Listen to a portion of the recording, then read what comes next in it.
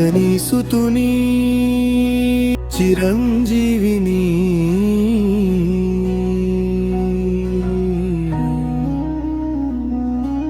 కీర్తింపమనం ఎంతడన్యులమో గదా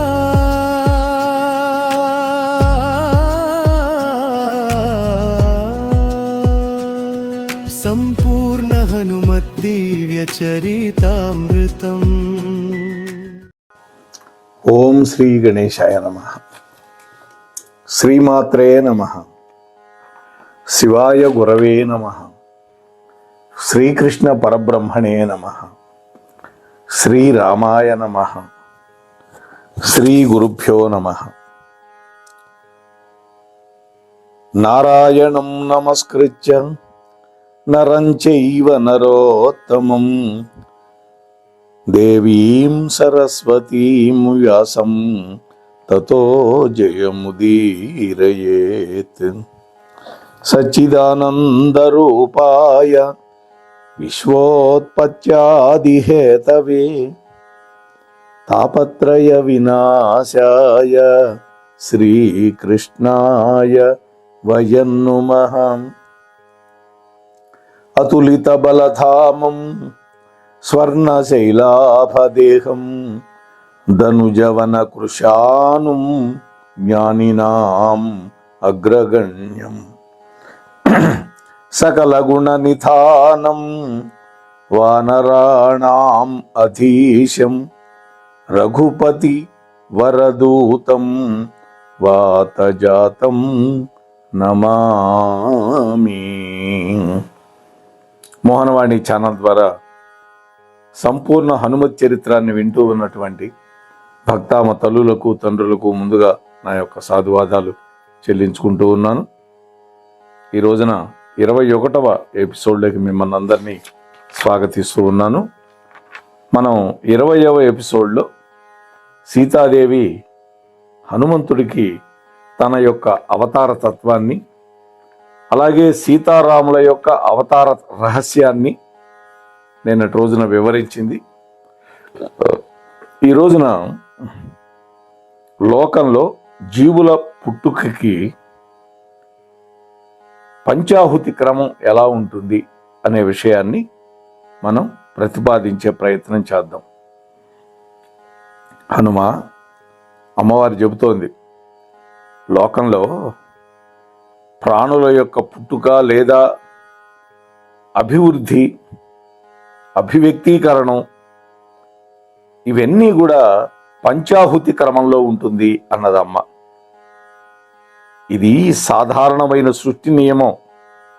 కానీ అవతారాల విషయంలోకి వచ్చేసరికి ఈ నియమం సర్వే సర్వత్వ పాటించపడదు అన్నది. మామూలు మానవులు వేరు, భగవంతుడు అవతరించటం వేరు. అలా పుట్టినటువంటి వాళ్ళని, అలా అవతరించినటువంటి వాళ్ళని అయోనిజులు అని పిలుస్తాం. అంటే యోని గర్భ సంజాతులు కాదు వాళ్ళు.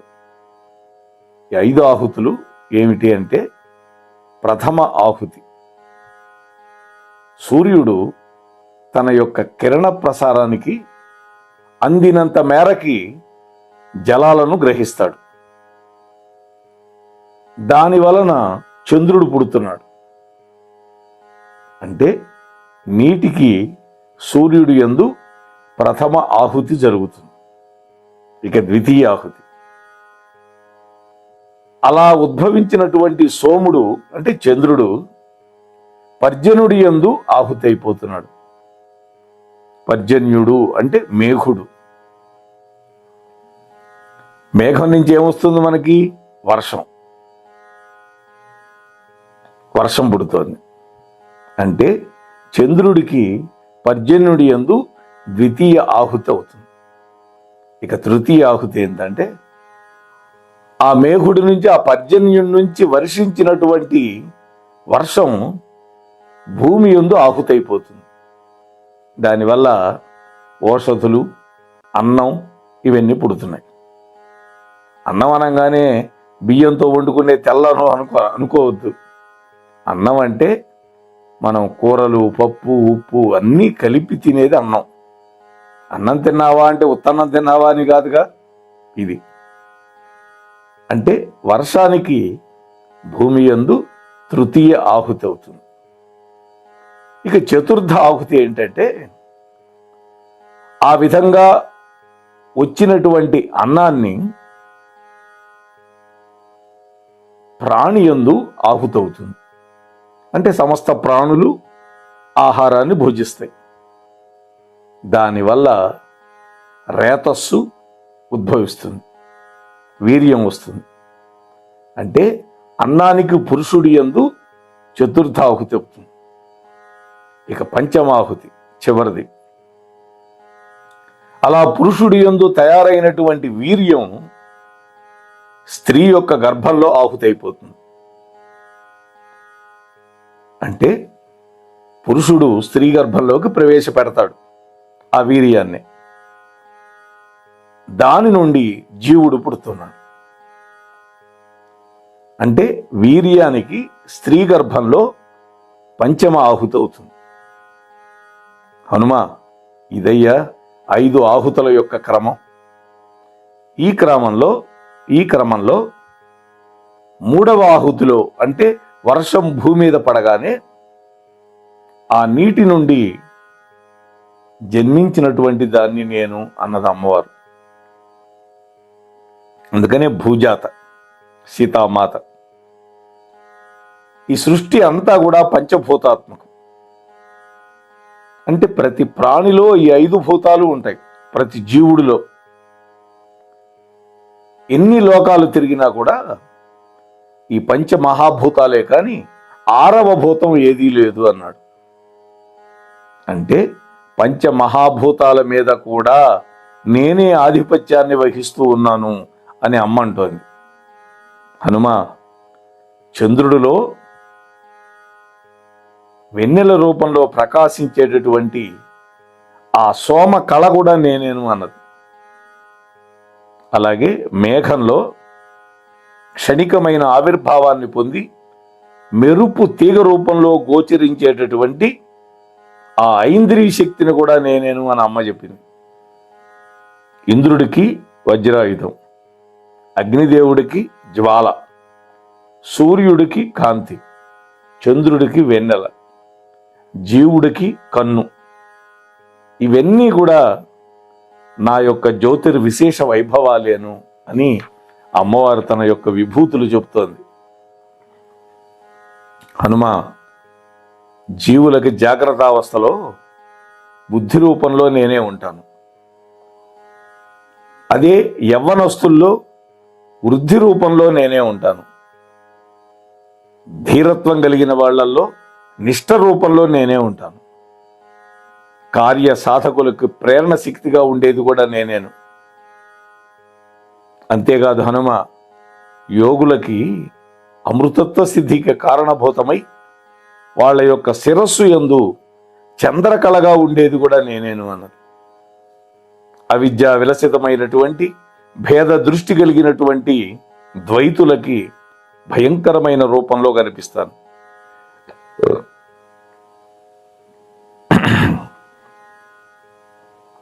హనుమ, జీవ బ్రహ్మైక్య స్వరూపులైనటువంటి జ్ఞానులకి అనిర్వచనీయమైనటువంటి అవిచ్ఛిన్నమైనటువంటి అఖండమైనటువంటి అద్వైత ఆనంద చిన్మాత్ర స్వరూపం నేనే. వాళ్ళందరికీ పరమ శాంత స్వరూపిణిగా దర్శనమిస్తూ ఉంటాను అన్నదమ్మ. గౌరీ, ఉమా, పార్వతి, అపర్ణ, శ్రీమాత, లలిత అని ఇంద్రాది దేవతల చేత ప్రతినిత్యము స్తోత్రం చేయబడేటటువంటి సర్వోత్కృష్టమైనటువంటి లోకమాతను నేనేను హనుమ అన్నది. ఈ విధంగా సీతామాత హనుమకు తన యొక్క నిజ రూపాన్ని, అందులో ఉండే రహస్యాలని బోధించి ఇంకా ఈ విధంగా చెబుతూ ఉన్నది. ఇప్పుడు హనుమత్కొండ మహాత్యాన్ని చెబుతోంది. మారుతి, నీ శరీరం నుండి ఉబికినటువంటి రక్తం ఈ మడుగులో చేరిన కారణంగా అంటే స్వామి యొక్క నవరంధ్రాల నుండి రక్తం వచ్చిందిగా, ఆ లింగాన్ని పెకలించే సమయంలో ఈ మడుగులో చేరింది. అందువల్ల ఈ ప్రదేశం ఇక నీ పేరిట హనుమత్ కుండం అనే పేరుతోటి జగద్విఖ్యాతి పొందుతుంది అన్నది. అంతేకాదు, ఘోరమైన పాపాలు పోగొట్టగలదు. అంటే ఈ తటాకంలో ఎవరైతే స్నానం చేస్తారో అటువంటి వాళ్ళు ఎక్కడికి వెళ్ళినా కూడా వాళ్ళు గౌరవింపబడతారు. అంతేకాదు, వాళ్ళకి గురువు యొక్క కటాక్షం లభిస్తుంది, చక్కటి ఆరోగ్యం సిద్ధిస్తుంది, మానసికమైనటువంటి తాపాలు నశించిపోతాయి. నాయన, ఈ సరస్సు, ఈ చెరువు లోకైక పావనం. మరణించినటువంటి వాళ్ళ యొక్క అస్తులు ఈ జలాల్లో కలిపితే ఆ ఎముకలు ఎంతకాలం ఉంటాయో అంతకాలం యమలోకానికి వెళ్లకుండా దేవతలతో సమానులై దివ్యంగా ప్రకాశిస్తారు మరణించినటువంటి వాళ్ళు. ఈ చెరువులో మునిగినటువంటి వాళ్ళకి కష్టాలన్నీ తొలగిపోతాయి. గోదావరిలో కంటే, గంగలో కంటే, త్రివేణి సంగమంలో కంటే నీ పేరిట వెలసినటువంటి ఈ కుండంలో స్నానం చేసిన వాళ్ళందరికీ అత్యధికమైనటువంటి పుణ్యం కలుగుతుంది అని వరం ఇచ్చింది అమ్మ. నాయన, ఈ కుండంలో ఉండేటువంటి జలంతో ఏ మానవుడైతే తమ పితృదేవతలకి తిలోదకాలు ఇస్తాడో ఆ పితృదేవతలు శాశ్వతమైన బ్రహ్మలోక ప్రాప్తిని పొందుతారు. ఈ విధంగా హనుమంతుణ్ణి ఊరడించింది అమ్మ. ఆ విధంగా సీతారాముల యొక్క మాటలు విన్న తర్వాత స్వామికి కలత తీరింది. అప్పుడు తాను కైలాసం నుండి తెచ్చినటువంటి 2 శివలింగాలని ఆ హనుమత్ కుండంలో ప్రతిష్ఠించాడు. సీతారాములు ప్రతిష్ఠించినటువంటి రామేశ్వర సైకత లింగాన్ని తోకతో చుట్టి పట్టి లాగిన కారణంగా ఆ లింగం మీద దానికి గుర్తుగా 3 ముడతలు ఏర్పడ్డాయి.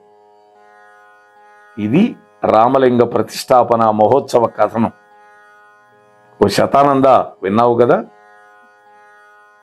ఈ కథను ఎవరైతే భక్తి శ్రద్ధలతో చదువుతారో, వినిపిస్తారో, వింటారో అటువంటి వాళ్ళందరికీ శివాలయ నిర్మాణ పుణ్యం కలుగుతుంది. ఒక ఆలయాన్ని నిర్మించడం సామాన్యమైన విషయం కాదు. శివుడి యొక్క దివ్యానుగ్రహం లభిస్తుంది. అంతేకాదు, కార్యసిద్ధి కూడా కలుగుతుంది. వాళ్ళకి వాళ్ళ మనస్సు నిర్మలం అవుతుంది, మరణ భయం తొలగిపోతుంది. హనుమంతుల వారి యొక్క అనుగ్రహం ఎల్లవేళలా వెన్నెలలాగా విరివిగా లభించి వాళ్ళ యొక్క దుఃఖాలన్నీ కూడా నశించిపోతాయి.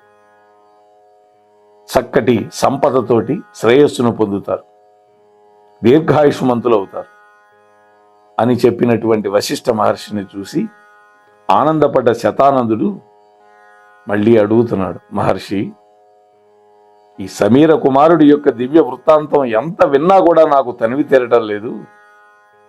ఎక్కడికక్కడే అద్భుతమైన ఆశ్చర్యాలతో కూడి ఉన్నది స్వామి యొక్క కథ.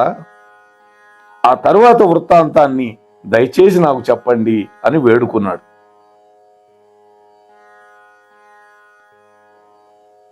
రామచంద్రమూర్తి ఆ తరువాత ఆ విగ్రహ ప్రతిష్టాపన పూర్తయిన తర్వాత జానకి సహితుడై సమస్త వానర బృందంతో కలిసి పుష్పకాన్ని ఎక్కి అయోధ్యకు వెళుతూ మార్గమధ్యంలో భరద్వాజుడి యొక్క ఆశ్రమంలో విడిది చేశాడు.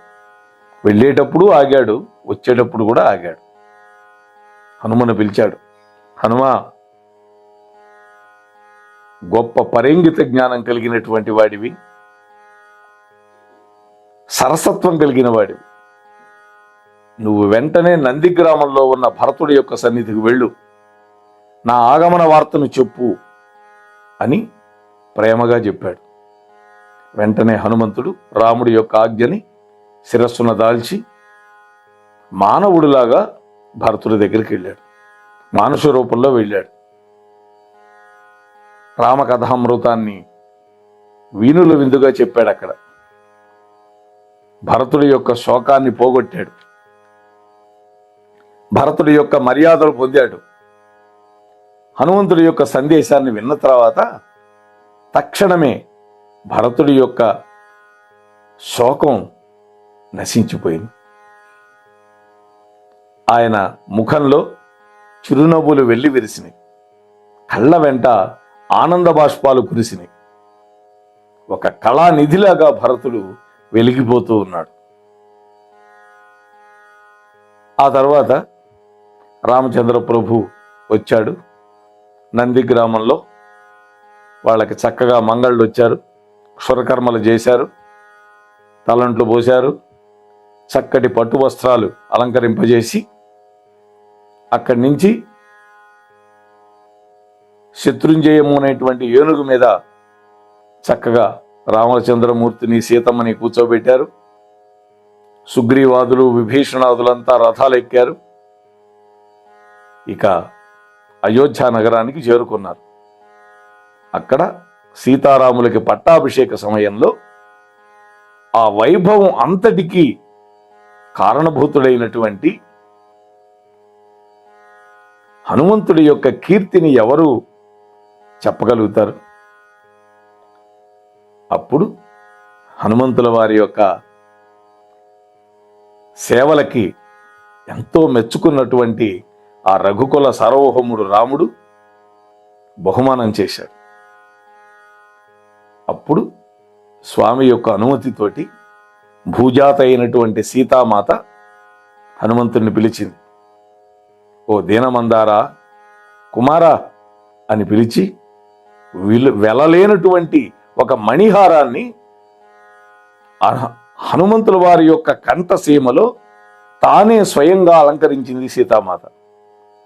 ఏమా అదృశ్యం, ఏమి అదృష్టం!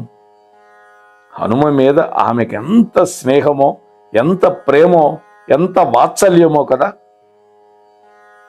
ఆ సీతామాత ఆ మణిహారాన్ని మెడలో అలంకరిస్తే వక్షస్థలంలో ధరించినటువంటి హనుమ అనేక తారకామండల పరివృతుడైనటువంటి మేరు పర్వతంలాగా కనిపించాడు. అప్పుడు వశిష్ఠ మహర్షిని చూచి శతానందుడు మరొక ప్రశ్న వేస్తున్నాడు. మహర్షి, రామచంద్రమూర్తి హనుమంతుడి యొక్క సహాయంతో శతకంధర వధను దిగ్విజయంగా నెరవేర్చాడని చెప్పారు కదా, ఆ కథంతా నాకు సవిస్తరంగా చెప్పండి అని అడిగాడు.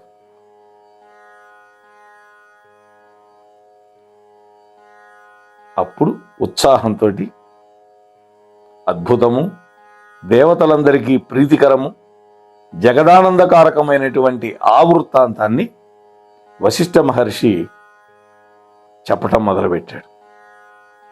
నాయన శతానంద, వినవయ, మంచి విషయం అడిగావు.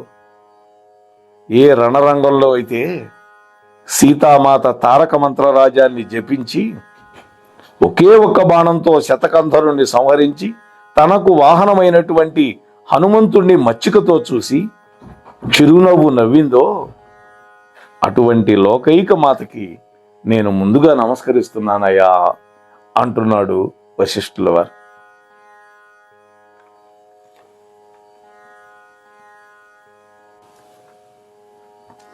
అలనాడు ఆంజనేయ స్వామి కూడా సీతామాత యొక్క క్షేమ సమాచారాన్ని రామచంద్రమూర్తితో మనవి చేసే ముందర దక్షిణకు దిక్కుకు తిరిగి సీతామాతకు నమస్కరించి ఆ తర్వాత మొదలుపెట్టాడు.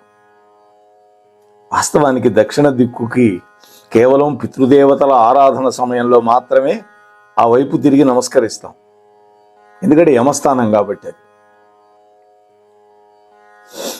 ఇక్కడ సీతామాత యొక్క తారక మంత్రరాజ్యాన్ని జపించి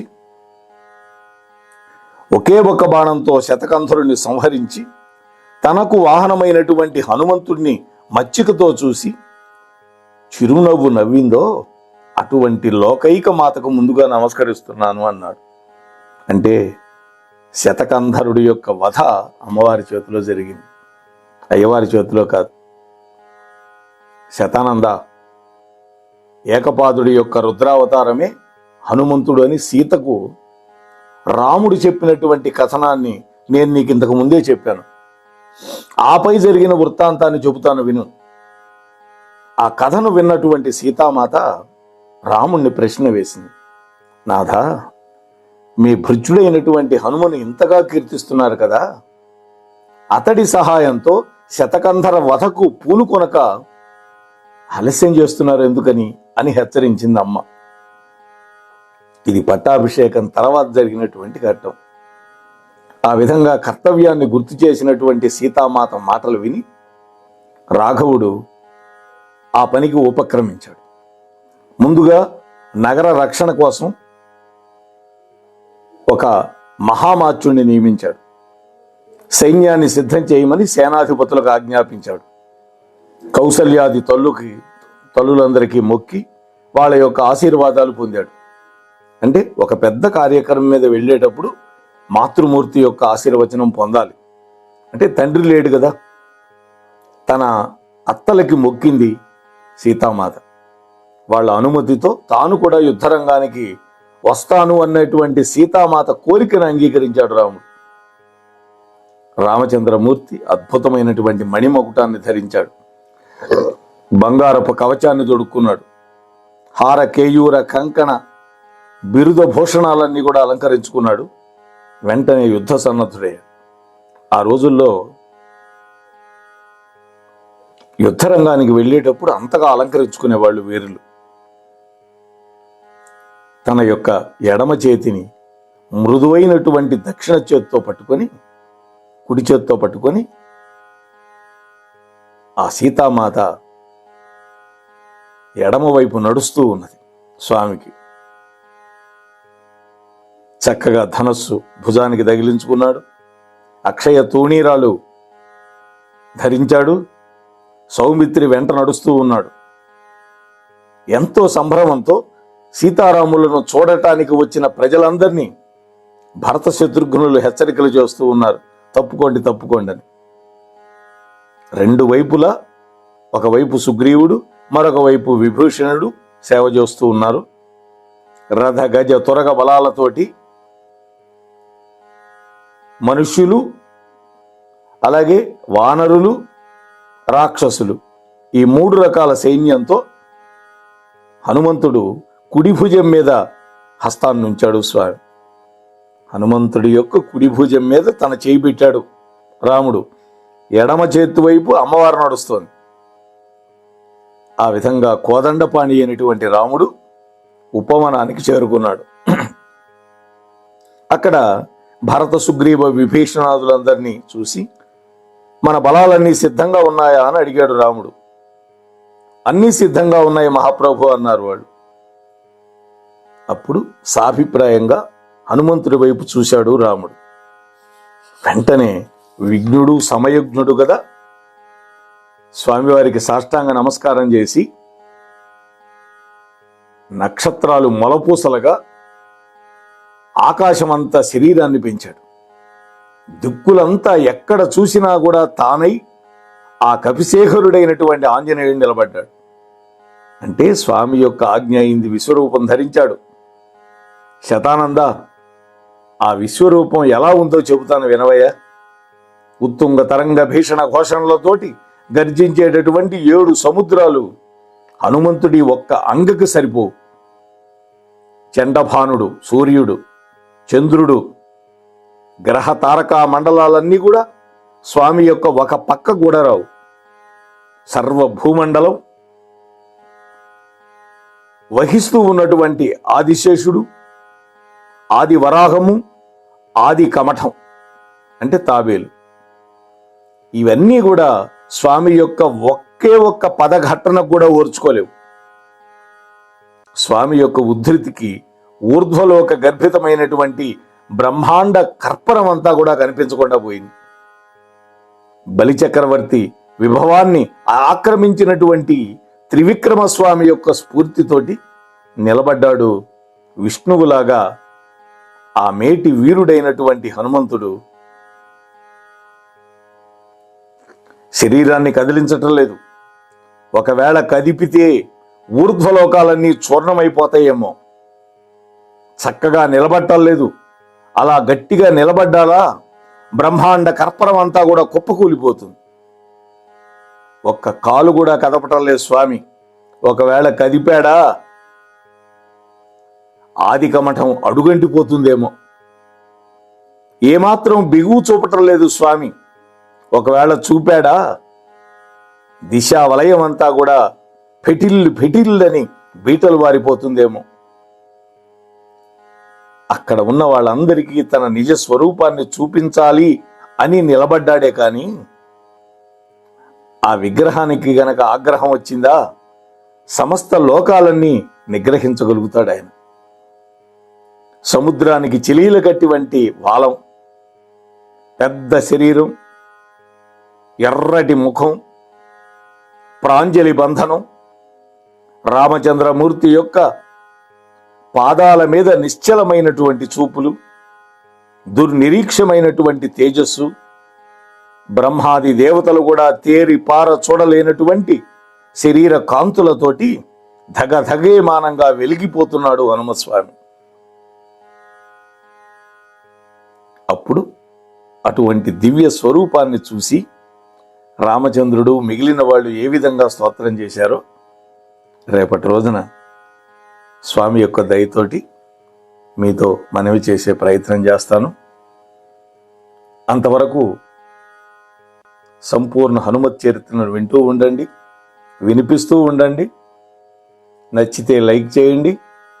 ఛానల్కి సబ్స్క్రైబ్ చేయకపోతే వెంటనే సబ్స్క్రైబ్ చేసి మీతో పాటు కనీసం మరొక 4-5 చేత సబ్స్క్రిప్షన్ చేయించి కనీసం 10 మందికి షేర్ చేసి మరింత మంది ఈ వీడియోని వీక్షించే విధంగా చేయవలసిన ప్రయత్నం మీదేను అని మరొకసారి నేను మీ అందరికీ వినమ్రతగా చెప్పుకుంటూ, ఇంతవరకు భక్తి శ్రద్ధలతో శ్రవణం చేస్తూ ఉన్నటువంటి మీకు, చెప్పిన నాకు, మోహనవాణి ఛానల్ ద్వారా ప్రసారం చేసినటువంటి అక్కునూరి సీతారామమోహన్ రావు గారికి రామభక్త హనుమంతుడు అష్టైశ్వర్యాలు భోగభాగ్యాలు ఇచ్చి చక్కటి ఆరోగ్యం ఇచ్చి చల్లగా చూడాలి అని మరొక్కసారి స్వామి యొక్క పాదాలు బట్టి ప్రార్థన చేస్తూ ముగిస్తూ ఉన్నాను. స్వస్తి సర్వేషాం. సంపూర్ణ హనుమత్ దివ్య చరితామృతం వినండి, వినిపించండి, వింటూనే